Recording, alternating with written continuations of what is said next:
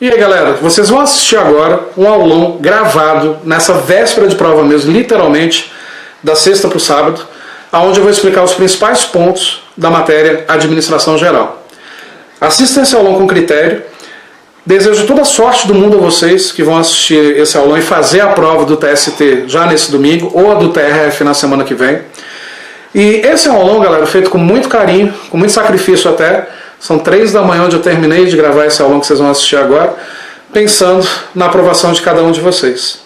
Desejo a vocês todo o sucesso do mundo e, claro, não deixem de, a partir desse aulão, identificar os pontos que você precisa realmente estudar mais aprofundado se você pensar em outros concursos, e estou à disposição de vocês para as dúvidas e para outros cursos mais completos e, claro, colocados de uma forma mais teórica e avançada, para garantir a aprovação de vocês. Mas sucesso! Para você que se preparou, força na peruca, boa sorte, cuidado com as chuvas que estão ocorrendo em Brasília e com o horário exato de chegada nas provas. Para você que está vindo de outros estados para fazer a prova, muito cuidado que Brasília engana. De repente começa a chover, você chega atrasado, então saia mais cedo do hotel, da casa do seu amigo, de onde quer que você esteja, para conseguir fazer essa prova com tranquilidade.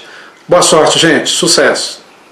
E aí galera, tudo bem com vocês? Bom, meu nome é Wendel Léo e professor das matérias de administração, e eu vim fazer com vocês uma revisão rápida da parte de administração geral e pública que vai cair no TST domingo agora, tipo um aulão. E esse aulão também serve para quem vai fazer TRF na semana que vem. Então olha só, um dos tópicos que está lá no edital é a evolução da administração pública, dando mais atenção e destaque para gerencialismo e o Decreto-Lei 200. Só que para isso a gente tem que entender um pouquinho da evolução geral dessas evoluções todas dos modelos. Então, dica para a prova. Foram 3 modelos de administração pública. Primeiro modelo, patrimonialista. Segundo modelo, burocrático. E o terceiro modelo, gerencial. O que foi o modelo patrimonialista que impera no mundo desde que o mundo é mundo até mais ou menos 1930? Tudo pertence ao ditador, ao rei, ao soberano. Modelo extremamente corrupto, modelo cheio de nepotismo, onde tudo pertence ao rei, ao soberano, ao ditador, sem direitos, né, ao cidadão. Então o que acontece? Dentro desse modelo patrimonialista, que tudo pertence ao rei, ao soberano, ao ditador, vou mostrar para vocês aqui 2 questões que já caíram em provas passadas. Primeiro, entre os traços inerentes à administração patrimonialista estão o nepotismo e a corrupção. Questão totalmente correta. Modelo corrupto, modelo com nepotismo, onde o cidadão não tem direito a praticamente nada, ou melhor, a nada. Segunda questão, consoante modelo de administração patrimonialista, o aparelho do Estado funciona como uma extensão do poder do soberano, o que faz que seus auxiliares e servidores detenham status de elite. Talvez você pense em colocar errado nessa questão, porque nesse tempo não existia o conceito de servidor, mas levando como analogia o conceito de servidor de hoje, quem servia ao Estado tinha status de elite, porque naquela época esse povo recebia títulos de nobreza, condes, duques, etc. Então, nesse caso, questão totalmente correta. O aparelho do Estado era uma extensão do poder do soberano. Quando a gente chega, então, mais ou menos em 1930, na maior parte dos países, começa a ser adotado o modelo burocrático de administração pública. No Brasil, o ícone do modelo burocrático, Getúlio Vargas. O Getúlio Vargas ele coloca no Brasil o modelo burocrático colocando leis, regras, normas, procedimentos, como tentativa de eliminar essa corrupção do modelo patrimonialista. E assim ocorre o mundo afora, influenciado por um livro de nome Teoria da Burocracia, de um cara chamado Max Weber, de 1906, um sociólogo, que é uma das TGAs, Teoria Geral da Administração. Sendo assim, o modelo burocrático é um modelo de transição. É para libertar o Estado do modelo patrimonialista corrupto, limpar a corrupção do Estado, para a partir dos anos 60 vir o modelo gerencial de administração pública mundo afora. Nesse modelo burocrático, então, vamos ver algumas questões que ilustram essa época. O modelo burocrático tradicional, priorizado pela Constituição Federal e pelo direito administrativo brasileiro, baseia-se no formalismo, no excesso de normas e na flexibilidade de procedimentos. Certo ou errado, galera? Questão errada, porque flexibilidade deixa errado. O modelo burocrático não é flexível. As leis são para enrijecer o sistema, eliminando a corrupção. A gente tem ideia de que a palavra burocracia é algo lento, ruim, desnecessário, mas veja bem, se o objetivo da burocracia é eliminar a corrupção, ela é maravilhosa.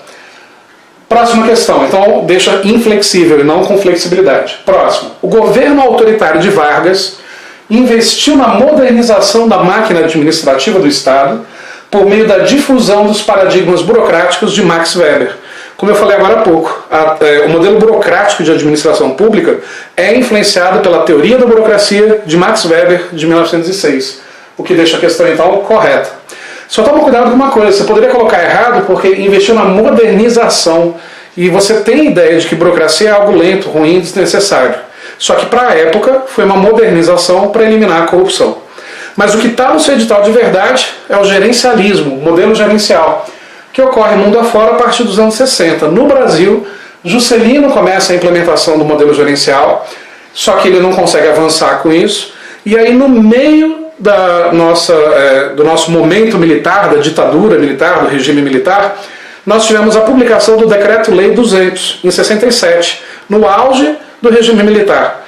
E é estranho, né, ter um decreto que institucionaliza no Brasil o modelo gerencial, que é o Estado ser administrado com flexibilidade e administrado como se fosse uma empresa. Só que, por incrível que pareça, o Decreto 200 tem esse objetivo, mesmo que no meio do regime militar. O que ocorre então, cara? O gerencialismo ele acaba sendo uma abertura do Estado para que o Estado seja administrado tão flexível quanto uma empresa. Uma empresa, para ser lucrativa, tem que diminuir gastos, o Estado também. Uma empresa, para ser lucrativa, tem que vender mais, e o Estado também, mas não no sentido da venda, já que o Estado não tem foco em lucro. O lucro do Estado deve ser para ser revertido para o próprio cidadão, na forma de bens, serviços, com consequente redução de impostos. Claro que aí não é a realidade que a gente vê no Brasil. Por isso que o modelo gerencial foi implementado mundo afora a partir dos anos 60, mas no Brasil teve um atraso.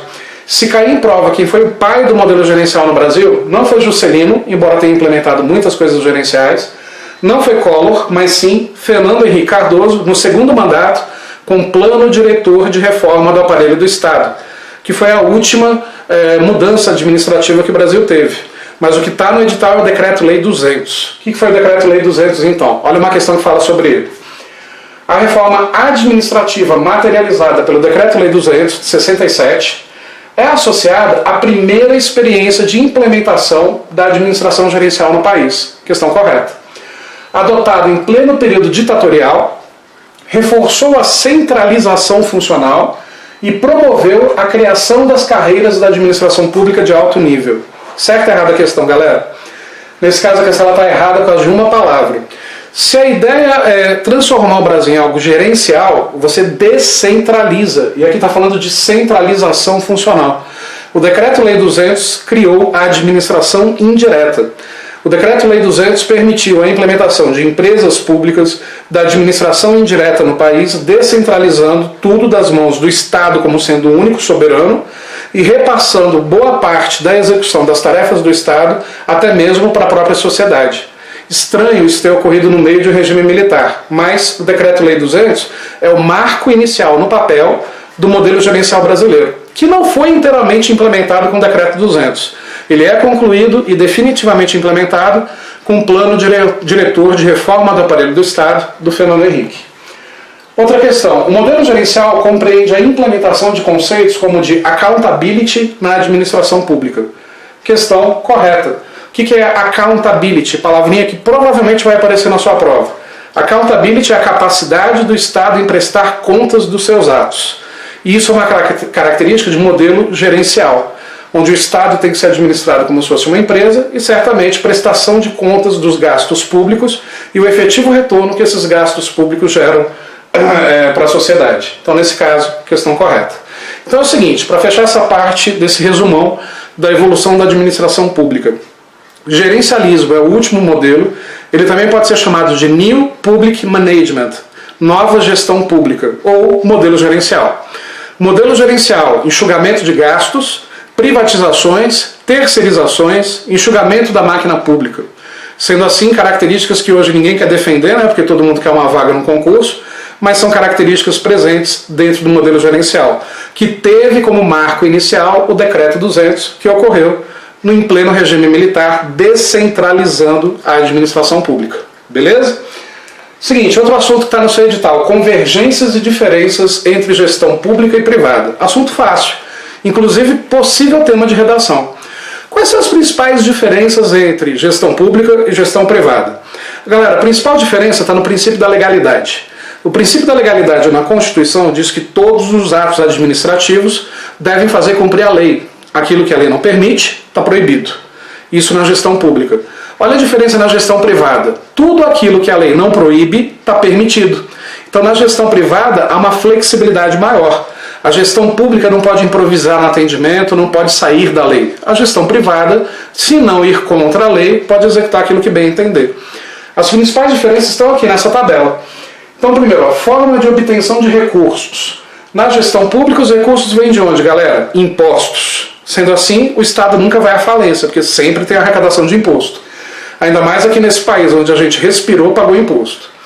Já na gestão privada, de onde vem os recursos? Da venda. Se a gestão privada não vende, não tem recurso e vai à falência. Destinatário das ações. Na gestão pública, quem é o destinatário? O cidadão, o contribuinte, aquele que paga impostos direto ou indiretamente, que quer ter de volta a prestação de serviços, como saúde, educação, segurança. Quem é o destinatário das ações na administração privada? O cliente, que paga, escolhe e paga pelos produtos e serviços que ele deseja. Mecanismo de controle do desempenho dos dirigentes. Na gestão pública, qual é o mecanismo de controle? O voto, a eleição. É ali que a gente tira e põe os nossos representantes. Por isso que a gente tem que votar com certa inteligência, coisa que o brasileiro talvez até agora não tenha. Mas daqui para frente, quem sabe, né, com tantas coisas que vem ocorrendo. Já na gestão privada, o controle pelo mercado. Se a empresa não atende bem, se maltrata o cliente, se não tem produtos e serviços de qualidade, o que o cliente faz? Não compra mais. Subordinação ao ordenamento jurídico existente, como eu falei agora no começo. Na gestão pública, é o direito constitucional e administrativo. São as leis. Aquilo que a lei não permite, está proibido. Na gestão privada, flexibilidade. Aquilo que a lei não proíbe, está permitido. Na gestão privada, já direcionada pelo direito civil e pelo direito comercial. Garantia da sobrevivência. Gestão pública vai à falência? Nunca. O Estado não vai à falência nunca. Por quê? Vive da cobrança de impostos. E os impostos sempre são cobrados e nunca deixarão de ser. Já na gestão privada, a sobrevivência depende da eficiência da empresa. Não vendeu, faliu. Processo de tomada de decisão. Na gestão pública as decisões são mais lentas, porque precisa seguir a lei, a norma, as burocracias. Na gestão privada, decisões mais rápidas, mais flexíveis, de acordo com a capacidade de mudança que a empresa tem em relação à necessidade do cliente. E por fim, modo de criação, alteração ou extinção. Na administração pública, os órgãos públicos e empresas só vão ser extintos por meio de lei. Se não houver uma lei que leva à extinção, alteração ou criação, o órgão não vai existir nem deixar de existir. Já na gestão privada, é através de instrumento contratual ou societário. A razão social, o capital social, o registro em junta comercial é o que faz a gestão privada existir. Essas são as principais diferenças que podem estar também na sua prova domingo agora ou na prova do TRF, já na semana que vem. Bom, outro assunto que está lá no edital, simplificação da rotina de trabalho. É um assunto que a galera me perguntou bastante. Wendel, o que eu estudo? Não tem bibliografia sobre isso? Claro que tem. Só que é um conjunto de várias ferramentas que você estuda em matérias dentro do próprio edital. Por exemplo, uma das formas de simplificar o trabalho nos órgãos públicos é por meio do Guia D de simplificação. Isso faz parte do antigo GES Pública. O GES Pública foi extinto do edital. Ele era presente no edital, mas foi extinto porque o próprio Michel Temer baixou um decreto substituindo o GES Pública por outro. Porém, as ferramentas gerenciais do GES Pública continuam existindo e sendo adotadas. O que é o Guia D de simplificação? O Programa Nacional de Gestão Pública e Desburocratização criou um guia que deve ser seguido pelos órgãos públicos para simplificar processos administrativos, diminuir a burocracia, levar a flexibilidade. Isso é o Guia D. Então, por exemplo, dentro do Guia D existe o planejamento da simplificação, o mapeamento do processo atual, análise e melhoria dos processos atuais e a implementação dessas melhorias. É a mesma lógica que a gente estuda dentro de gestão de processos. Esse é o Guia D. Outra ferramenta que é muito usada para simplificação na gestão pública, que a gente aprende na iniciativa privada, ciclo PDCA. O que é o ciclo PDCA? Plan, Do, Control, Act. planejar, executar, controlar e agir. Se todo e qualquer servidor, assim como todo e qualquer operário, funcionário de uma empresa, planejar seu próprio trabalho, executar seu próprio trabalho, corrigir, avaliar se o seu próprio trabalho merece melhorias e entrar em ação corretiva, todos nós nos tornamos microgestores de nós mesmos. A ideia do ciclo PDCA é uma ferramenta de qualidade total implementada pelo Deming a partir dos anos 40, 50, dentro da Toyota no Japão, o que originou o livro Gestão da Qualidade Total. E essa ferramenta hoje muito utilizada em órgãos públicos também. E além disso, para simplificar a rotina do trabalho, outra ferramenta de qualidade total, Kaizen e os 5 S's. Kaizen em japonês significa melhoria contínua. Nada é tão bom que não possa ser melhorado mais um pouco no dia seguinte. Por meio de 5 cuidados com o ambiente físico para que a gente possa implementar mecanismos e processos de qualidade no ambiente. Que 5 cuidados são esses? Seiri, Seiton, Seiso, Seiketsu e Shitsuke. Antes que você pergunte, isso cai em japonês? Sim, cai em japonês na prova. Qual é o significado? Seiri, descarte. Jogue fora tudo aquilo que não tem utilidade alguma. Segunda fase, Seiton, arrumação. Mantenha aquilo que sobrou devidamente organizado, cada coisa no seu lugar. Terceira fase, Seiso, limpeza. Mantenha o ambiente limpo visualmente. Nada que atrapalhe visualmente o ambiente. Quarta fase, Seiketsu, higiene. Aí é a higiene pessoal. Cuidado com a roupa, com a barba, com as unhas, com os apetrechos que a gente usa aí no corpo de forma geral. E a quinta fase, Shitsuke, é disciplina. Mantenha a disciplina para não ter nenhuma alteração nas etapas anteriores. Os 5 S's fazem parte da cultura milenar japonesa, passada de geração para geração desde a época dos samurais. O que para eles é supernatural, para nós é um terror manter tudo isso devidamente organizado. Para você lembrar em português da sequência lógica, faz de conta que você vai arrumar seu quarto. Coisa que você não deve fazer há muito tempo, né? Já que você está estudando para concurso há um bom tempo. A primeira coisa que você tem que fazer é jogar fora aquilo que você não usa mais, jogar fora o lixo. Então é descarte. Assim que você jogar tudo fora, o que sobrou você vai ter que colocar cada coisa no seu lugar. Organização. Depois disso você vai ter que passar um pano, limpar o quarto, porque muita sujeira deve ter sobrado por ali. Higiene. Limpeza, perdão. Com isso, você suou, transpirou, você vai ter que tomar um banho. Higiene. E manter a disciplina para não alterar nenhum desses processos e nunca mais ter que arrumar o quarto novamente. Seiri, Seiton, Seiso, Seiketsu e Shitsuke na sequência. Saibam isso de cor. Então percebe que isso são métodos de simplificação de rotinas. Ferramentas que a gente aprende em qualidade total, o guia D de simplificação ou qualquer outra ferramenta que o governo crie, estabelecendo normas para que os processos sejam executados com a menor burocracia possível. Outro aspecto que está lá no seu edital, gestão de processo, um dos maiores assuntos que você deve ou deveria ter estudado para essa prova. Em gestão de processo pode cair definição de processo, as etapas do processo, as metodologias de processos e as ferramentas da qualidade total.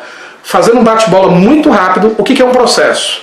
Passo a passo para a execução de uma tarefa. Todo passo a passo para a gente executar uma tarefa é chamada de processo. Só que na sua prova não vai cair com essa linguagem, vai cair assim, ó. Processo, conjunto de inputs que passarão por elementos transformadores cujas fronteiras devem ser respeitadas, gerando outputs. Esses outputs vão proporcionar feedbacks que devem causar retroalimentação com o risco de uma retroalimentação, pseudo-retroalimentação. Explicando melhor, o que é um conjunto de inputs, entradas do processo? Se a gente vai fabricar um bolo na padaria, os ingredientes, a mão de obra, os equipamentos são os inputs, as entradas. Elementos transformadores são as etapas que terão que ser executadas até o bolo ficar pronto. Fronteira é o exato momento onde termina um elemento transformador, começa o próximo. Até que o bolo fique pronto. Output, saída do processo. Alguém compra o bolo, leva para casa e acha horrível e vai reclamar com o dono da padaria. Feedback. Esse feedback pode servir para o dono da padaria retroalimentar o processo. Isso é melhorar o processo para que não ocorram mais novas reclamações. Isso vai melhorar o processo, melhorando todas essas etapas novamente. Ou pode ocorrer uma pseudo-retroalimentação. O dono da padaria dá uma falsa resposta e não melhorar esse processo em absolutamente nada. Então, novamente, conjunto de inputs que passarão por elementos transformadores cujas fronteiras têm que ser respeitadas, gerando outputs, que vão proporcionar feedbacks que devem causar a retroalimentação com o risco de gerar pseudo-retroalimentação. Isso é a visão geral de gestão de processos, que tem 3 objetivos: reduzir o custo, reduzir o tempo e melhorar a qualidade, independente da metodologia. Para que a gente possa trabalhar da forma adequada o processo, a primeira coisa que a gente tem que fazer é mapear o processo, colocar o processo no papel.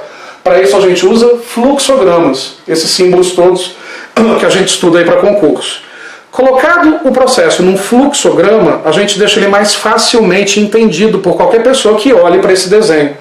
É aquela frase, né? Não entendeu o que é que eu desenho? Você já desenha logo.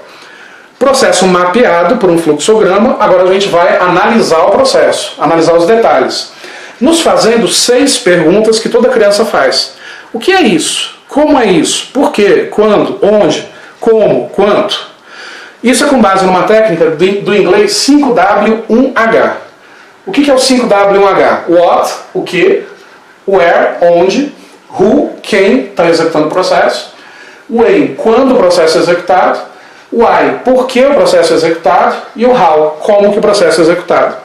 Se a gente se faz essas 6 perguntas e se responde, a gente conseguiu então agora analisar o processo, seus gargalos, seus erros, e identificar tudo aquilo que pode ser melhorado nesse processo. Aí vem a terceira etapa, que é a melhoria do processo. Aí a gente vai alterar os processos, alterar as etapas, para ver o que pode ser melhorado. Na melhoria, a gente pode identificar uma ação corretiva, que corrige o processo de vez, uma ação adaptativa, que é para diminuir a intensidade do problema e ver se vai dando certo, ou uma ação provisória, que é uma ação tampão, enquanto a gente consegue ter mais tempo para pensar uma solução definitiva. Isso pode cair em prova. Quais são as 3 formas de melhoria de um processo? Ação corretiva, ação adaptativa e ação provisória. Dito isso, que independe da metodologia, pode cair na sua prova pergunta sobre os 3 métodos de gestão de processos. Qualidade total, que vem do livro Gestão da Qualidade Total, ou Total Quality Management, que tem como autor Deming e a fábrica da Toyota. Reengenharia, que já é de 1990, de 2 autores americanos, Hammer e Shepp. E o downsizing, que foi uma tendência de mercado do final dos anos 90 para cá. Vamos conhecer cada um deles rapidamente. Qualidade total. O Deming foi até a Toyota fazer uma consultoria, ficou brother, amigo do Ishikawa, que é um outro consultor de qualidade, e acabaram trocando ideias, e aí o Deming lança o livro Gestão da Qualidade Total, muito usado no mundo inteiro para quem quer a certificação ISO. E aí o Deming coloca nesse livro as ferramentas da qualidade, que caem em todas as provas. Primeira ferramenta, círculos de controle de qualidade, CCQs. Grupos de funcionários que ficam circulando pela empresa trocando ideia com os outros colegas sobre melhorias de qualidade. Outra ferramenta, diagrama de linha do tempo. Colocar no papel a evolução histórica de um processo para a gente discutir sugestões para o futuro. Histograma é quase a mesma coisa, só que ao invés de colocar isso em resumos numa tabela sobre a evolução passada de um processo, a gente põe em gráficos para analisar os números e tentar imaginar o futuro daquele processo. Outra ferramenta, diagrama de dispersão. A gente coloca várias variáveis no gráfico, analisa a dispersão dessas variáveis para tirar conclusões para a melhoria da qualidade dos processos. Kanban e Just in Time, que a gente aprende lá em administração de materiais. Kanban é um sinal visual que algo precisa ser reposto. Um cartão grudado em alguma caixa, onde aquela caixa aparecendo na linha de produção significa que eu preciso repor imediatamente, para não deixar faltar, sendo assim garantindo qualidade. Just in Time, uma outra ideia um pouco maior, onde a gente negocia com fornecedores para nos entregarem na quantidade certa, na hora certa, no momento certo, reduzindo substancialmente os nossos estoques. O Just-in-Time é um método de produção, não é um método de gestão de estoques, mas ele gera uma consequência nos estoques diminuindo-os substancialmente. Kaizen 5S, que eu acabei de explicar agora, é outra ferramenta de qualidade total, Seiri, Seiton, Seisou, Seiketsu e Shitsuke. 5W2H, agora entrou um H a mais. Continua o what, who, where, when, why e how, e entra o how much, quanto custa. Aqui funciona como um questionário entregue aos funcionários, com já respondido sobre o processo atual essas 7 perguntas, para que os funcionários coloquem novas respostas, imaginando mudanças futuras para esse processo. Brainstorming, técnica de reunião chamada tempestade de ideias, onde as pessoas falam o que pensam numa sequência lógica e coordenada, onde não existe críticas a ideias ridículas, porque a partir de uma ideia ridícula surge uma ideia original. Matriz Gucci, gravidade, urgência, tendência, que a gente usa quando não sabe qual problema da nossa vida resolver primeiro. Então a gente vai quantificando de 5, que é o mais extremo, a 1, total ausência, em relação à gravidade do problema, urgência do problema e a tendência caso eu não resolva esse problema. Multiplico os pesos e aí com isso eu tenho qual problema resolver primeiro, aqueles de peso maior. Fluxograma, que é a representação gráfica das etapas de um processo, onde muito melhor do que escrever o processo em texto é colocar ele num desenho, onde todo mundo consegue entender a partir daí. Diagrama de Pareto, ou curva ABC, ou regra 80-20, que a gente aprende lá em administração de materiais, e tem a mesma utilidade da matriz Guth. Só que a matriz Guth é para a gente estabelecer prioridades na busca de soluções de problemas quando a gente não tem dados quantificáveis para analisar. Já a curva ABC, quando a gente tem dados quantificáveis, quando a gente tem números para serem avaliados. Lá na administração de materiais, os materiais A são os mais caros, menor quantidade e maior importância. Materiais B, quantidade intermediária, valor intermediário e importância intermediária. Materiais C, grande quantidade de itens, pequena importância, pequeno valor. Qual que eu tenho que economizar primeiro? Primeiro pelos A, que são os mais caros, depois os B, depois os C. E aí com isso eu estabeleço prioridade na solução de problemas com dados quantificáveis. A matriz Guth sem dados quantificáveis. Diagrama de Chikawa, também conhecido como diagrama espinha de peixe, causa e efeito ou 6Ms, onde a gente lista quais são as possíveis causas de um determinado problema, desde que essas causas envolvam 6 assuntos. Método, que é o jeito de fazer, matéria-prima, que foi utilizada, mão de obra, máquinas, que são os equipamentos, medição, que são as formas de controle, e meio ambiente, razões externas à empresa. Colocamos essas causas no papel, já com um problema que obviamente sabemos qual é, e aí a tentativa não é a de solucionar o problema, é de solucionar as causas. Causas resolvidas, o problema deixa de existir. Outra ferramenta de qualidade, ciclo PDCA, como eu já expliquei agora há pouco. Plan, Do, Control ou Check e Act. O próprio funcionário planejar seu próprio trabalho, executar seu próprio trabalho, controlar e checar seu próprio trabalho e entrar com uma ação corretiva no seu próprio trabalho se for necessário. Isso vai gerar um novo planejamento, uma nova execução, um novo controle, uma nova ação e assim sucessivamente, fazendo com que cada funcionário pense como gestor. Sendo nós gestores de nós mesmos, a qualidade tende a ser maior. Essas são as ferramentas de qualidade que podem ser cobradas na sua prova. E aí temos também o 6 Sigma, uma ferramenta que cai pouco, mas pensando em FCC e outras bancas pode cair. 6 Sigma é uma ferramenta de qualidade criada dentro da Motorola, já nos anos 90. O que são os 6 sigmas? Os 6 sigmas são compostos de 2 metodologias principais com 5 fases. A primeira delas se chama DMADV. São siglas das palavras em inglês que significa o seguinte: vou criar um novo projeto, um novo produto. Para ele ter qualidade, o que eu tenho que fazer primeiro? Definir metas em relação àquele novo produto. Medir e identificar as principais características que podem ser críticas para a qualidade. Analisar e desenvolver alternativas de solução para esses problemas que podem ocorrer. Desenhar detalhes, otimizando o projeto, trazendo redução de custos e melhora da qualidade. E verificar o desenho, verificar o projeto, para ver se ele não tem mais nada que tenha ficado para trás. Com isso, fabricamos um novo produto. Então, DMADV. Definir metas, medir e identificar, analisar, desenhar detalhes e verificar o desenho. E a outra metodologia, que é o DMAIC, seria em relação a projetos que eu quero melhorar aquilo que já existe, não para criar coisas novas. E aí a gente define o problema, mede os aspectos-chave, analisa os dados, improve the process significa melhorar e otimizar o processo, e controlar o futuro estado que a gente deseja para essas alterações. Então, DMAIC, definir o problema, medir aspectos-chave, analisar os dados, melhorar e otimizar o processo e controlar.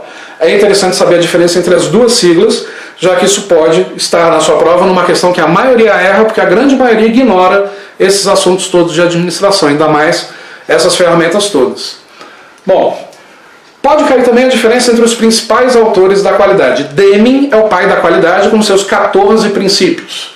Constância de propósitos, adotar a nova filosofia, deixar de depender da inspeção para atingir a qualidade, cessar a prática de aprovar orçamentos com base no preço, o que é importante é qualidade, preço é secundário, melhorar constantemente o sistema de produção, instituir treinamento, instituir liderança, eliminar o medo de errar, eliminar as barreiras entre os departamentos, eliminar lemas e exortações e metas, eliminar padrões de trabalho, remover barreiras que privam a pessoa de se orgulhar do seu próprio trabalho instituir um forte programa de educação e autoaprimoramento e engajar todos da empresa.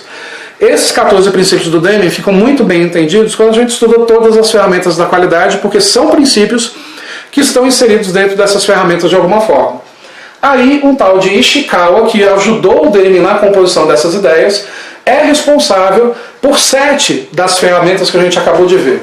Se a banca perguntar qual ferramenta do Deming, qual é a do Ishikawa, vamos lá. Do Ishikawa, gráfico de Pareto, é a ideia do Ishikawa, embora Pareto seja um economista italiano do século XVIII, mas colocar a curva ABC na qualidade foi a ideia do Ishikawa. Diagrama de causa e efeito, que é o próprio diagrama de Ishikawa. Obviamente, se o diagrama carrega o nome do cara, o cara é o pai da ferramenta. Diagramas de linha do tempo, diagramas de dispersão, checklists, que são listas do que tem que ser verificado, os fluxogramas e as chamadas cartas de controle. Macete. Qual ferramenta do Ishikawa, qual ferramenta do Deming? O Ishikawa é japonês é metódico. Deming é americano é prático. Todas as ferramentas que envolvem diagramas, métodos mais frios e calculistas, Ishikawa. Toda a ferramenta mais dinâmica, brainstorming, que são aquelas reuniões, just in time, aí é do Deming. Beleza? Outros autores que podem cair em prova. Juran. O Juran escreveu quase a mesma coisa que o Deming, a diferença é que ele falou sobre a trilogia da qualidade. Ele diz que a qualidade tem que ser planejada, controlada e melhorada. Mas praticamente as mesmas ideias do Deming. Só que esse cara não foi para o Japão, ele não se contaminou, ou melhor, não se contagiou pelas ideias simples e diretas ao ponto dos japoneses. Então ele dá uma floreada no texto, mas colocando isso. Qualidade tem que ser planejada, controlada e melhorada. Aí um cara chamado Crosby cria os 14 princípios de Crosby, ou oportunismo. Só que ele foca muito na questão de controle. Se cair em prova sobre programa zero defeito, isso é do Crosby, não é do Deming. Ele diz que tem que ter empenho da direção, tem que ter uma equipe de melhoria da qualidade, a qualidade tem que ser medida, tem que se avaliar os custos da qualidade, a qualidade tem que ser conhecida por todos, tem que ter ações corretivas, tem que ter um comitê sem burocracia ad hoc para o programa de zero defeitos, supervisores têm que ser treinados, tem que ter o dia do zero defeito todo mês, estabelecer objetivos, eliminar causas do erro, as vitórias têm que ser reconhecidas, tem que ter conselhos de qualidade e repetir o processo quantas vezes forem necessárias. A grande diferença do Crosby para o Deming, o Crosby foca mais no controle, o Crosby foca mais nesse programa de zero defeito e cria vários comitês diferentes. O Deming é mais simplista. E aí um cara chamado Feigenbaum, oportunista também, escreve Controle da Qualidade Total. Até o nome do livro é parecido com o do Deming, só que o Deming é Gestão da Qualidade Total. O que o Feigenbaum coloca nesse livro? Os 19 passos da qualidade, que é uma mistura dos 14 princípios do Deming com os 14 princípios do Crosby, e os 4 pecados mortais da qualidade. Ele diz que um dos pecados mortais é o interesse inicial pela qualidade ser deixado de lado, como oportunismo pela empresa, racionalizar o desejo dos clientes. Os desejos não podem ser racionalizados. Se o cliente deseja algo, isso tem que ser valorizado. E a empresa tem que ter um produto ou serviço de qualidade para atender isso. Negligenciar a concorrência é um dos defeitos segundo o Feigenbaum. E por fim, confinar a qualidade somente na fábrica. A qualidade tem que ser do fornecedor da matéria-prima até a entrega do produto na casa do cliente. Qual é a diferença do Deming? Nenhuma. Para todos os autores, a qualidade tem que ser medida. O Deming falava, não se pode melhorar aquilo que não se pode medir. Então a qualidade é associada a técnicas estatísticas. A diferença entre esses autores são as palavras-chave. Resumindo, Deming, gestão da qualidade total e os 14 princípios. Ishikawa, as 7 ferramentas que a gente acabou de ver. Juran, a trilogia da qualidade. Crosby, os 14 princípios de Crosby com o programa zero defeito. E Feigenbaum, controle da qualidade total. Essas são as palavras-chave. Dito isso, isso foi anos 40, anos 50, nos anos 80, 90, surge reengenharia, de 2 autores americanos, Hammer e Champ. Qual a ideia da reengenharia? Palavra-chave da qualidade total, melhoria contínua. Nada é tão bom que não possa ser melhorado mais um pouco no dia seguinte com o uso de ferramentas simples. Para reengenharia, palavra-chave, mudanças radicais. O processo está dando errado? Deleta, coloca um processo novo, pronto, resolvido. Papum, imediatismo. O problema da reengenharia é que como ela vem de cima para baixo, então nem sempre as pessoas querem aceitar a mudança. As pessoas geralmente não aceitam mudanças radicais. Então para a reengenharia dar certo, a gente tem que executar 3 níveis de mudança. Mudança no nível operacional, fazer as pessoas quebrarem as barreiras entre si e a barreira com o chefe. Mudança na gestão de processos, isso é, fazer com que os departamentos não tenham mais barreiras. E mudança na gestão de negócios, quebrar a barreira entre empresa, fornecedores e clientes. Aí a gente consegue adotar a reengenharia, que são essas mudanças radicais. A reengenharia não muda a empresa, ela muda processos. Ela deleta um processo e cria um novo, a partir do zero. É a partir da chamada folha em branco. Diferente da última metodologia, que é o downsizing, que é redução de tamanho. Down, diminuição, size, tamanho. Aqui foi uma reação do mercado, que começou a demitir pessoas, enxugar a empresa, diminuir o número de clientes. Aí você fala, a empresa está falindo? Não, ela está se especializando. Hoje em dia a gente não tem muito mais empresas, só que menores, para atender menos clientes. Quando a gente tem menos clientes, a gente tem menos problema, menos custo, menos gasto, menos funcionário e mais lucro. Porque uma empresa atendendo menos clientes consegue atender de forma personalizada, criar produtos específicos para a necessidade daquele cliente. Consequentemente, consegue cobrar mais caro. Beleza? É o que o Estado vem tentando fazer a partir dessas reformas todas que a gente está acompanhando agora. Privatizações, terceirizações, o enxugamento do Estado, o enxugamento da máquina pública, para ver se se torna mais lucrativo. O problema é que no Brasil tem todos esses problemas que a gente já conhece, que não vem ao caso comentar aqui. Essas são as 3 principais metodologias de gestão de processos. Então, galera, outro assunto que vai estar na sua prova domingo, ou pelo menos que está no edital, sobre o decreto 9094 de 17/7/2017, bem recente. Esse decreto foi o que substituiu o GES Pública. O GES Pública era uma carta de intenções, onde, com várias regras, em que o órgão público seguindo iria usar ferramentas da qualidade total dentro da gestão pública. Não é que essas ferramentas deixam de existir com a revogação do GES Pública e a introdução do decreto 9094. Por quê? Porque o MEGP, o modelo de gestão pública, continua em vigor com o uso dessas ferramentas. A grande diferença que esse decreto introduz é o seguinte: ele dispõe sobre a simplificação do atendimento prestado aos usuários dos serviços públicos. Ele ratifica a dispensa do reconhecimento de firma e da autenticação em documentos produzidos no país e institui a Carta de Serviços ao Usuário, diminuindo a burocracia dos trâmites processuais e cartoriais. Esse é o grande objetivo do decreto 9094. Ele é curtinho, importante dar uma lida nele, mas o foco principal desse decreto é dispensar o reconhecimento de firma e da autenticação em documentos produzidos no país. Não esquece isso. Bom, outro assunto, gestão de riscos. Aí eu vi um monte de aluno descabelado tentando, meu Deus, o que é gestão de riscos? Gestão de riscos não tem nada a ver com risco de explosão, com risco de acidente, não tem nada a ver com isso. E olha que eu vi muito material no mercado colocando gestão de riscos como sendo isso. Aqui, galera, é gestão de riscos organizacionais. Que riscos podem ocorrer para uma organização? O risco do planejamento não ser executado, o risco de custos elevados por algum incidente que pode ocorrer ou por algo que não foi devidamente projetado ou planejado. O que acontece então? Resumindo, a gente tem numa organização os recursos externos que vêm de fora da empresa, os recursos internos da própria empresa, como capital humano, capital intelectual, equipamentos, máquinas, e as atividades que uma empresa executa. Ela, então, mistura esses recursos todos para gerar produtos e serviços, dentro de seus objetivos para realizar a visão e a missão da empresa. Nisso, então, que riscos podem ocorrer? Entre os recursos externos e internos, a gente tem riscos em relação às pessoas, às informações, aos processos de trabalho, às estruturas de tecnologia, instalações e equipamentos. Nas atividades, a gente tem riscos de procedimentos de rotina, projetos de mudança mal implementados em planos estratégicos e operacionais. Pensando no produto ou serviço, a gente tem riscos nas fiscalizações, nos julgamentos que ocorrem, por exemplo, em causas trabalhistas ou causas de clientes, né, no parecer de contas, nas listas de contas irregulares, registro de aposentadoria de servidores, todo o trâmite burocrático em relação aos servidores ou aos funcionários. Esses são os riscos principais de uma organização.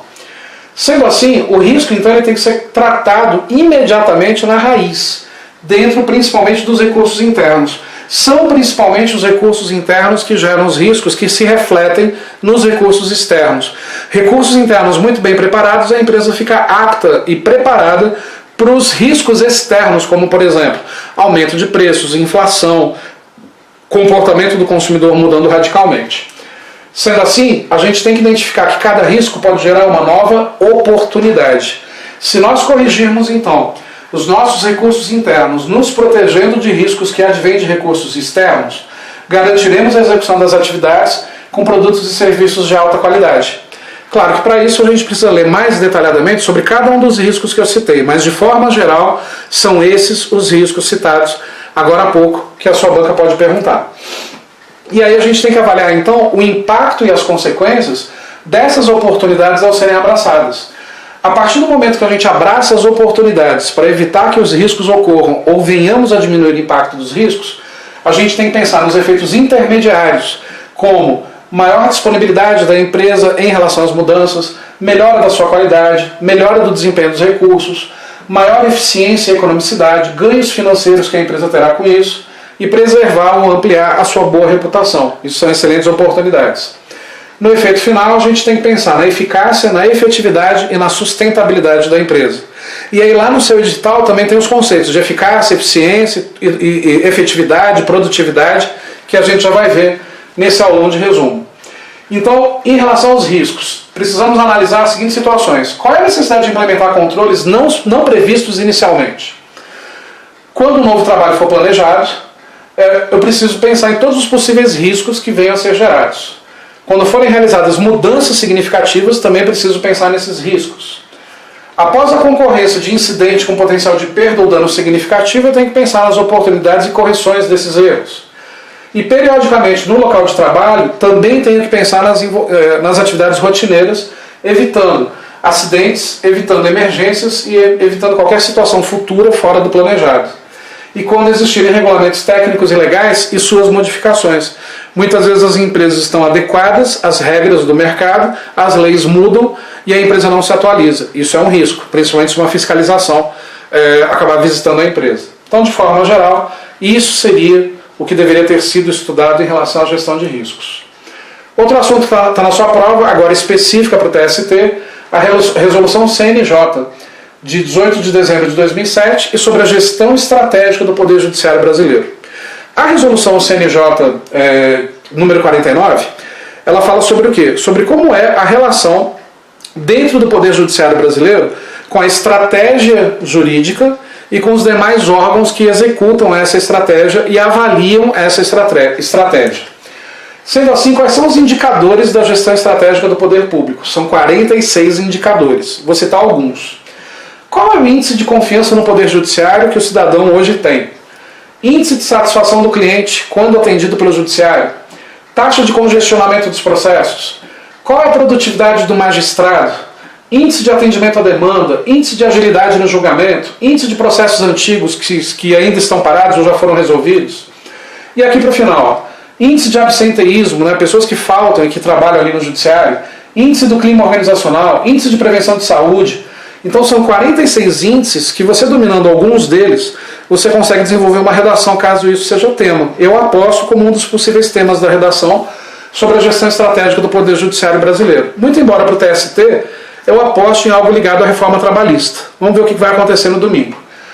Além desses indicadores, a gente tem que conhecer então, dentro do mapa estratégico do CNJ, sobre a gestão estratégica do Poder Judiciário, quais são os processos internos e os recursos. Processos internos, então, eficiência operacional, que tem como objetivos garantir a agilidade nos trâmites judiciários e buscar excelência na gestão dos custos. Acesso ao sistema de justiça, facilitar o acesso à justiça por parte do cidadão e promover a efetividade no cumprimento das decisões. Responsabilidade social, promover a cidadania.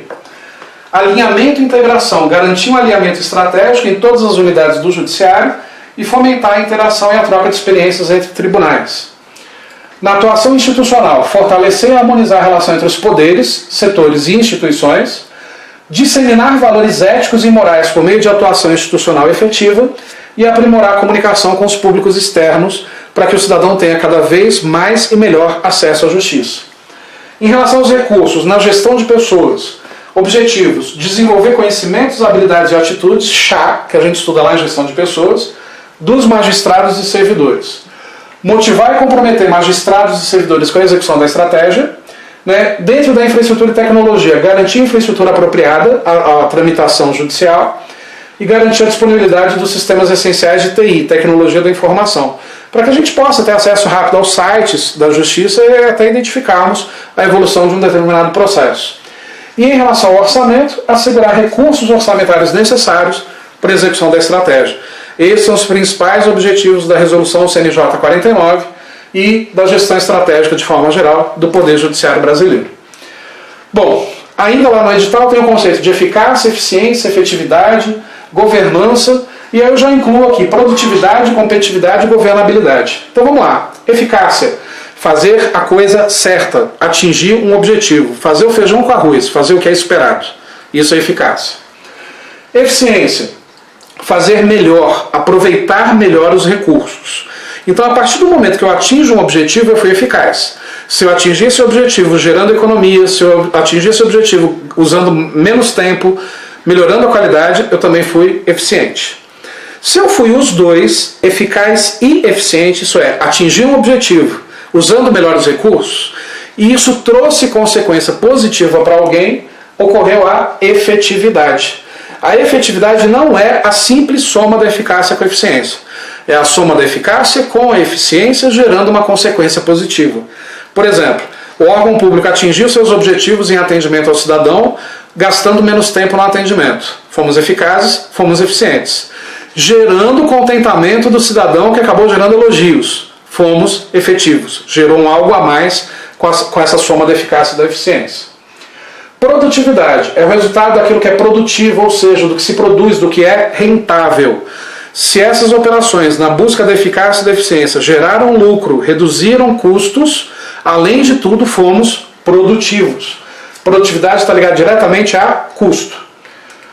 Competitividade é a característica de qualquer organização em cumprir a sua missão com mais êxito do que as outras. Então, uma organização competitiva, ela é melhor que as outras organizações.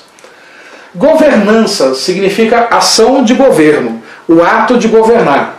O que seria governança corporativa? Conjunto de processos, regulamentos, decisões, costumes e ideias que mostram a maneira pela qual aquela empresa ou órgão público ou sociedade é dirigido ou administrado. Então a governança está ligada às normas e à execução das normas.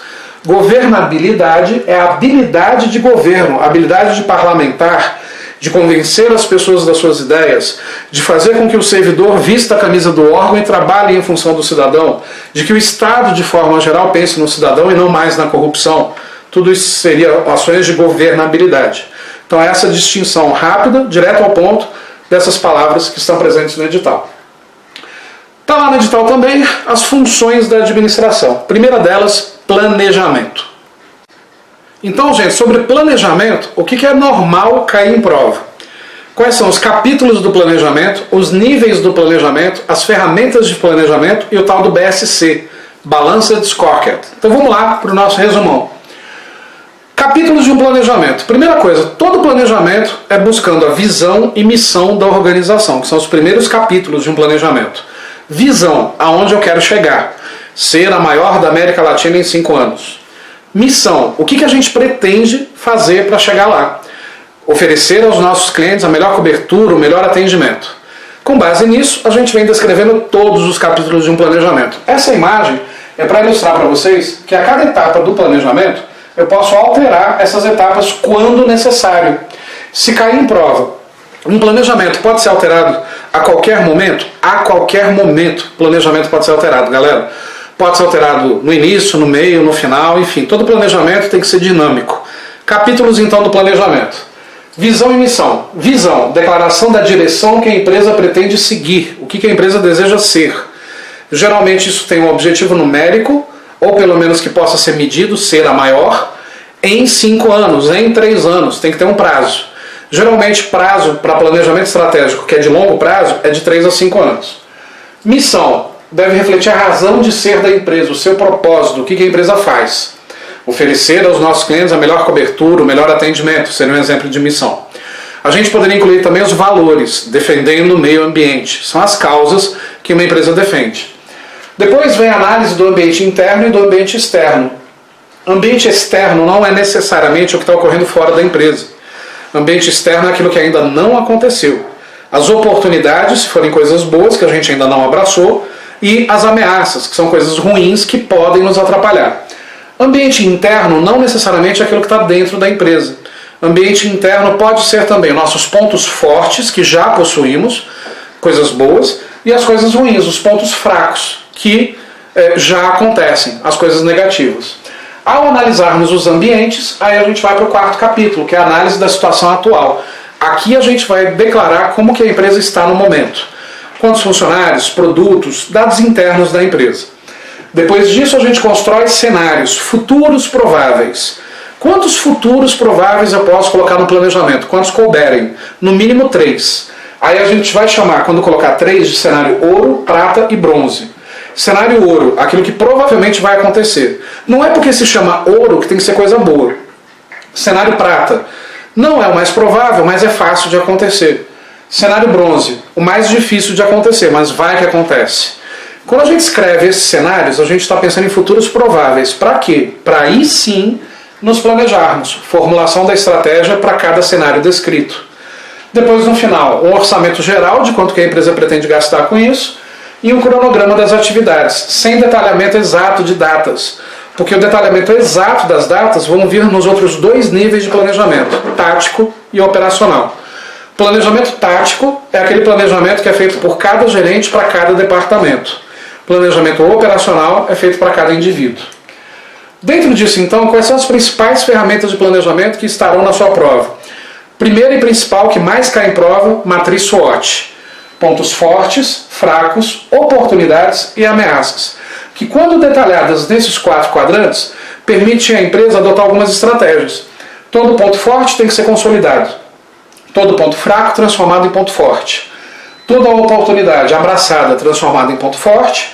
E toda ameaça, se eu não puder transformar em ponto forte, ela tem que ser descartada ou eliminada. Diante disso, a banca pode perguntar sobre as situações de predominância da matriz SWOT. Se eu tenho excesso de pontos fracos com excesso de ameaças, você não vai ter muito o que fazer. Sobrevivência. Cair de joelho no chão e pedir a Deus para tudo dar certo. Se eu tenho pontos fortes, mas eu tenho ameaças fungando no cangote, manutenção. Manter os pontos fortes, para que as ameaças então não tenham impacto. Se eu tenho pontos fracos com oportunidades, é o momento do crescimento, mas não é crescimento físico, não é abrir novas filiais, contratar gente nova, é crescimento no sentido de amadurecimento, para que a gente transforme as oportunidades em pontos fortes, diminuindo o impacto dos pontos fracos. E por fim, que é a melhor situação possível, desenvolvimento.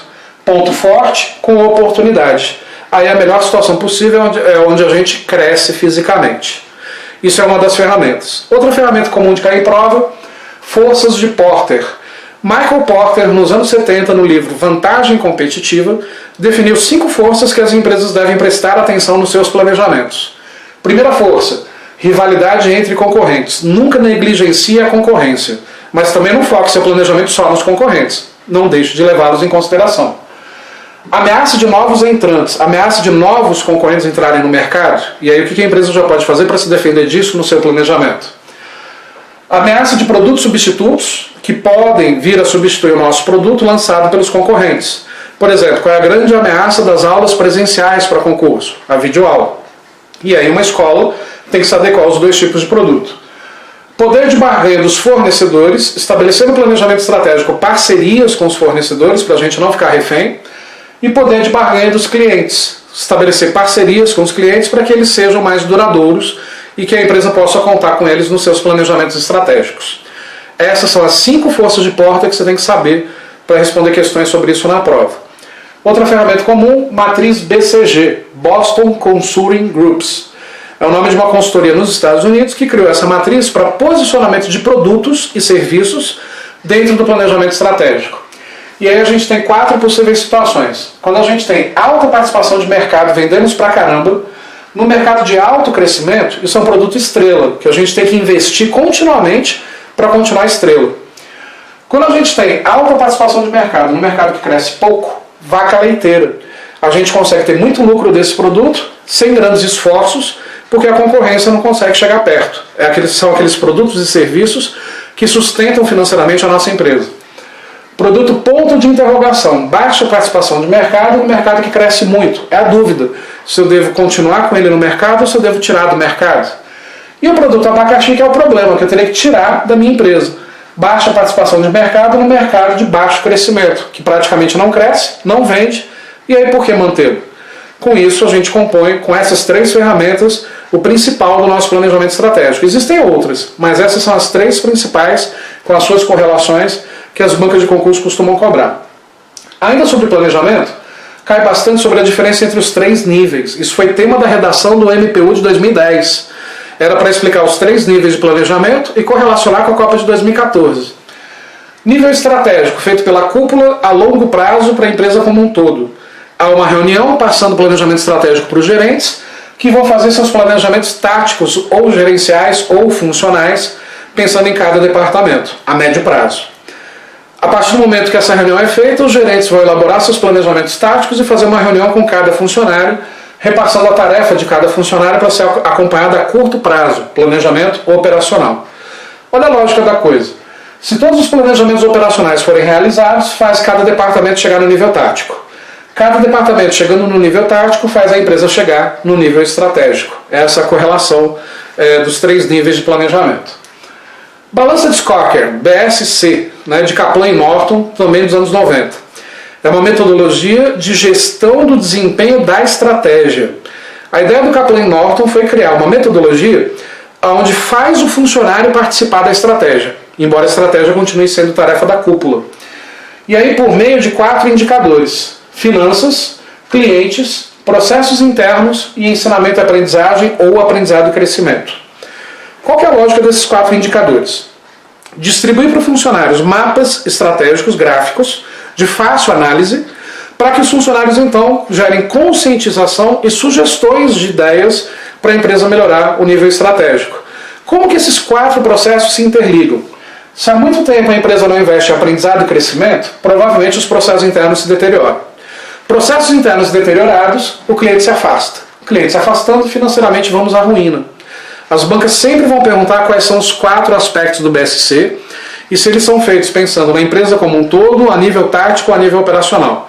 Embora preenchido a nível operacional, o BSC contribui para a estratégia, para o todo da organização, por meio desses 4 processos que você não pode deixar de lembrar: clientes, processos internos, ensinamento e aprendizagem e o aspecto financeiro.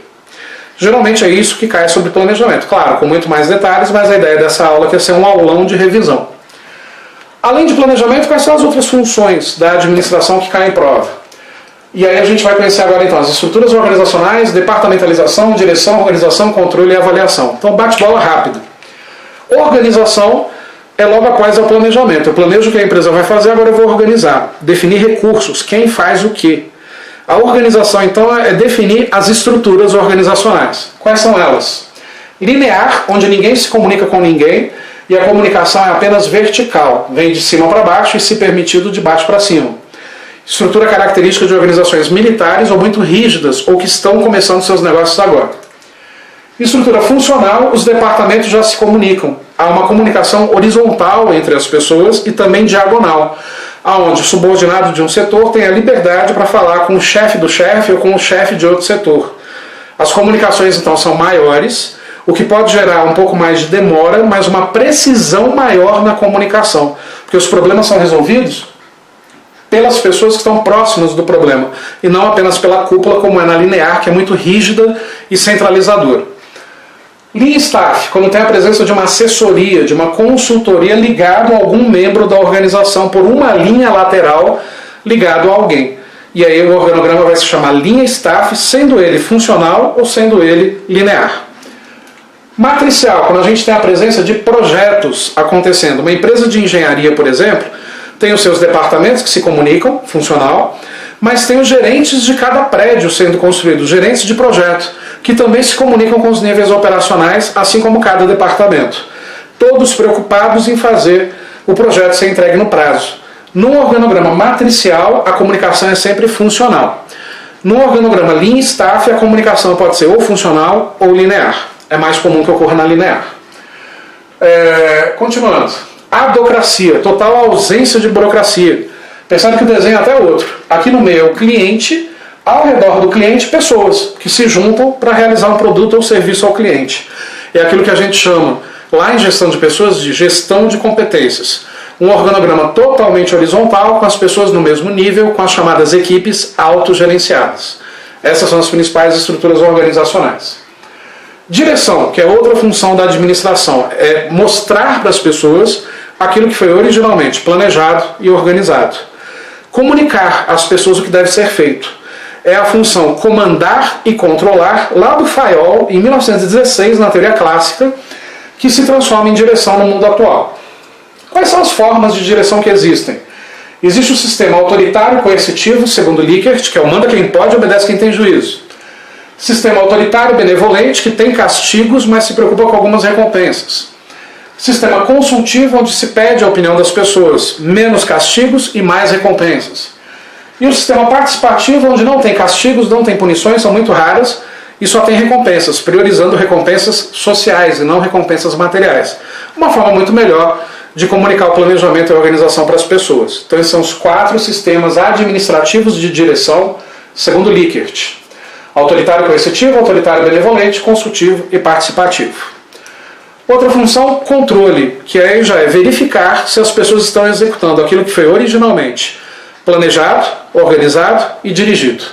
O controle, então, ele permeia todas as funções. Eu já posso executar controle no próprio planejamento, na própria direção e, consequentemente, na própria organização. Todo controle tem função restritiva e coercitiva, ou é um sistema automático de regulação, ou é uma função administrativa.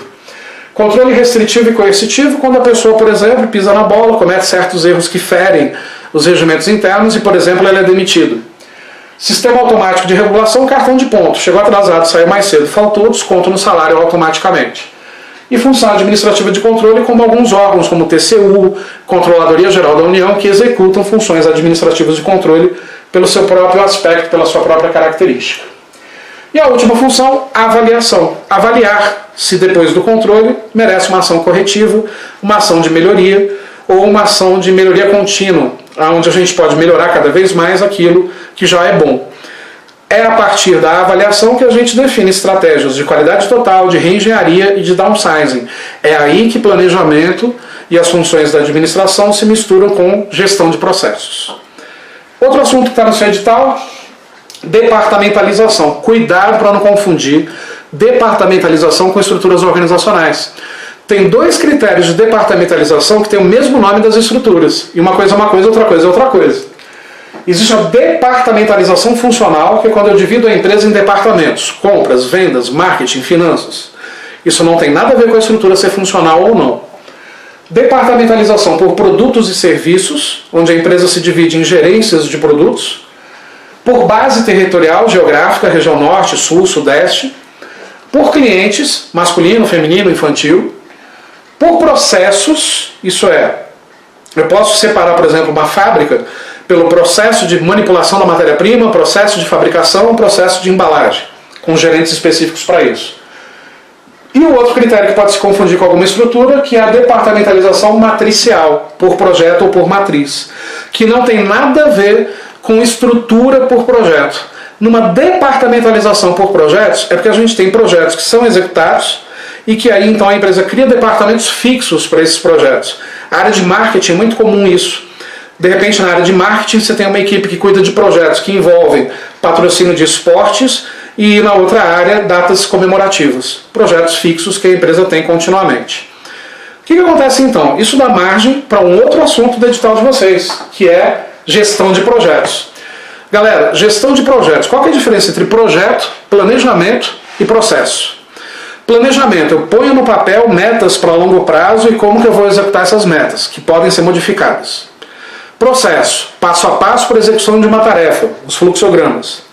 Projeto, é um planejamento, só que de algo específico, que tem data para ser entregue.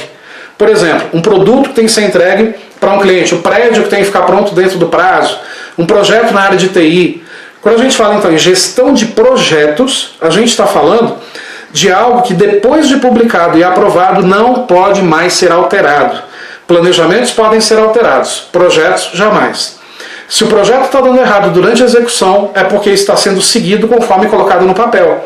Isso significa que se está dando errado, o papel está errado. Então deleta, rasga e começa do zero novamente.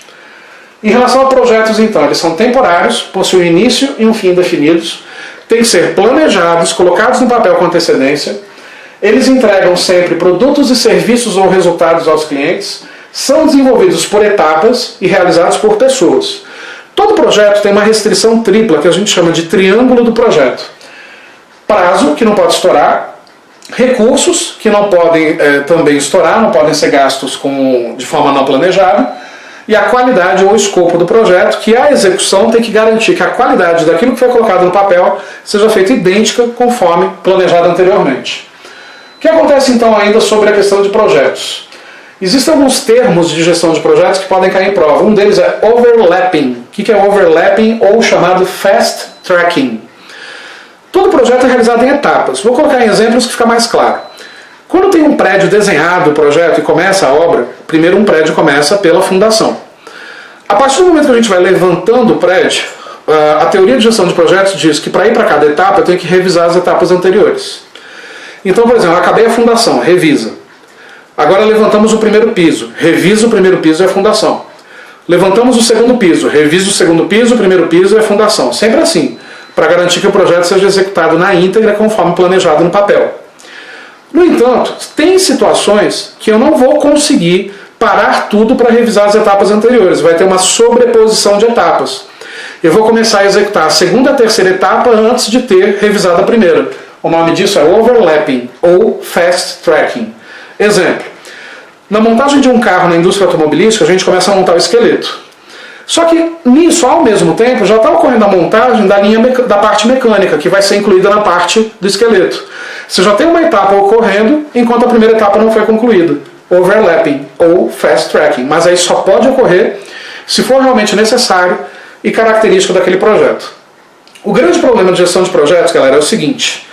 Sempre vai cair em prova também as metodologias de gestão de projetos, os guias, os manuais. Existe a metodologia tradicional, que são aqueles capítulos de um TCC. Que capítulos são esses? Para quem fez TCC em faculdade sabe o que eu estou falando. Introdução, análise da situação problemática, objetivos gerais e objetivos específicos, referencial teórico, metodologia científica. Então um projeto é aquilo. E eu posso executar projetos dentro de empresas seguindo esses mesmos capítulos. E existem alguns outros guias. Existe o RBC, que é o Referencial Brasileiro de Competências. É um guia brasileiro com base nas normas ISO. Existe um ISO específico para projetos. Existe o IPMA Competence Baseline, que é um outro guia internacional de gestão de projetos. E existe o principal deles, que é o PMBOK. Esse sempre cai em prova. Até pouco tempo caiu o PMBOK 4ª edição. Recentemente tivemos a publicação da 5ª edição.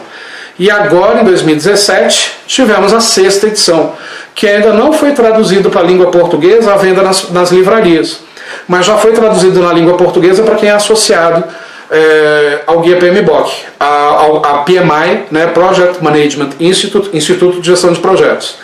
E aí eu pergunto, será que a banca pode perguntar a 6ª edição? Pode. Só que aí para isso a gente precisaria de uma aula mega completa sobre o PMBOK 6. Galera, com isso então, é a revisão que eu queria passar para vocês dos principais tópicos que estão na prova do TST e também na prova do TRF, semana que vem. Eu vou deixar disponível para vocês aqui no YouTube esse aulão, para vocês assistirem quantas vezes forem necessárias, mas se possível, já assista nesse sábado mesmo, né, antes da prova, porque quem sabe aí Deus falou pela minha boca e eu falei alguma coisa aí que vai cair na sua prova. Beleza, galera? Espero que tenha sido útil para vocês. Entre em contato comigo nesse e-mail que está aqui embaixo. Tem um curso meu chamado MPU 300 Guerreiros, onde eu vou preparar cada um de 300 alunos, só tem um limite para 300 pessoas, não só em relação a toda a parte de administração dos editais de 2010, 2013 e 2015, como eu também vou fazer acompanhamento individual com cada um desses 300, e esse curso vai de agora, dezembro de 2017, até uma semana depois da prova, independente do dia em que a prova ocorrerá. Se a prova ocorrer daqui 6 meses, daqui 7 meses, daqui 1 ano, eu vou orientar todos vocês até uma semana depois da prova. E esse curso é cheio de detalhes, gente. São mais de 20 simulados, mais 5 palestras sobre técnicas de estudo, 5 redações corrigidas, mais de 100 horas de explicação calma e detalhada de todos esses tópicos que eu acabei de comentar e vários outros, como gestão de pessoas, administração de materiais, ética, participação de vários outros professores. Então, quer dizer, pagando uma única vez, você vai ter acesso então a uma consultoria e vai ter acesso também às aulas completas de administração, dando todo esse preparo para vocês até uma semana depois da prova. Inclusive, ajuda a fazer os recursos das questões que vierem a cair em prova. Tudo isso já é incluso no curso. Quer saber mais informações sobre isso? Está aqui meu WhatsApp, está aqui meu e-mail. Manda para mim alguma notícia, um sinal de vida, um e-mail, uma mensagem no WhatsApp, que eu te passo mais detalhes. Espero que vocês tenham gostado desse aulão. Esse aulão foi gravado de sexta para sábado, realmente na véspera da prova. Olha o horário que eu estou terminando esse aulão, 3 da manhã. E aí agora eu já vou correndo para o YouTube, né, editar esse vídeo, já publicar no YouTube, para que vocês possam assistir nesse sábado de prova. Beleza, galera? Sucesso a vocês, força, façam essa prova com muita calma e que Deus abençoe o sonho de cada um de vocês. A gente se vê, galera. Conheçam meus cursos também na minha loja virtual, tá aí o endereço. Um abraço, gente. Sucesso!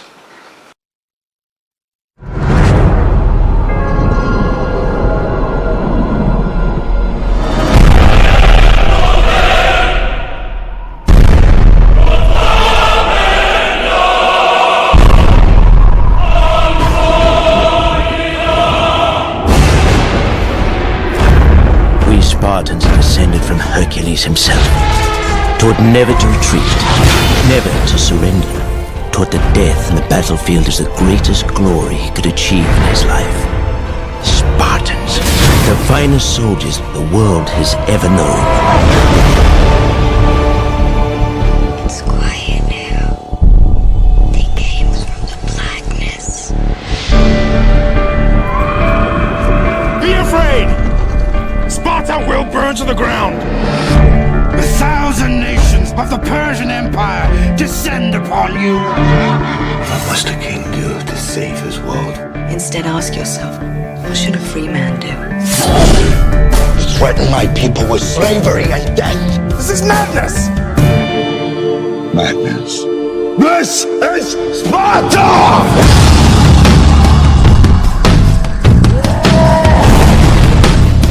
We will stand and fight! A new age has begun. An age of freedom! And all who know that 300 Spartans give their last breath to defend it!